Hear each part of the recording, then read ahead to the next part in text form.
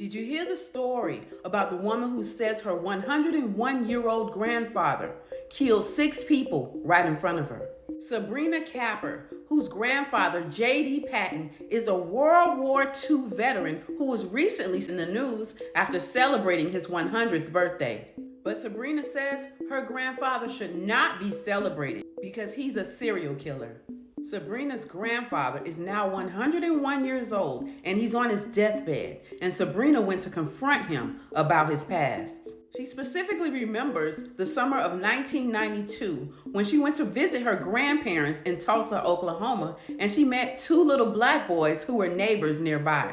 Sabrina says that after having a great time playing with these little boys, when she went home, her grandfather took her and locked her in the trunk of his car and drove her out to the woods. There he led her to what seemed to be a chop house for slaughtering. When she walked in, she saw those 2 little boys chopped to pieces laying on a table.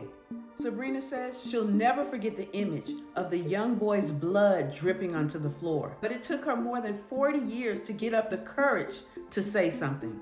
Sabrina says she doesn't know the names of these boys or any of the other victims.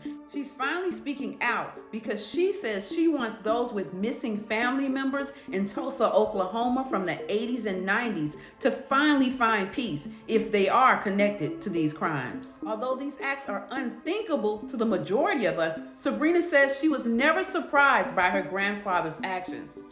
When I was 4, my grandfather made a deal with me. If I would be a good girl and do as I was told, they would never cut up my daddy in front of me. Monsters are made, and this is generational. This is how people in my family have operated for a long time. It's been so long that I've been quiet, and I'm just not gonna do that anymore. Sabrina is now writing a book about her experiences and sharing her stories publicly as her grandfather, JD Patten, lies on his deathbed. I'm Te-Erika with the T. Follow for more.